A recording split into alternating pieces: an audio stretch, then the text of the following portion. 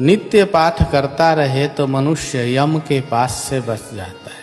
श्रीमद् भागवत महापुराण में लिखा है, अन्य पुराणों में भी इसका वर्णन है। श्रीमद् भागवत जी का स्मरण करना भी पुण्य होता है। अगर उनके एक श्लोक का रोज पाठ करे, नित्य पाठ करता रहे तो मनुष्य यम के पास से बच जाता है। 2 श्लोक का पाठ करे तो यह जीव शरीर छोड़ने के बाद भगवत पार्षद भगवान के भक्तों की गति प्राप्त करता है।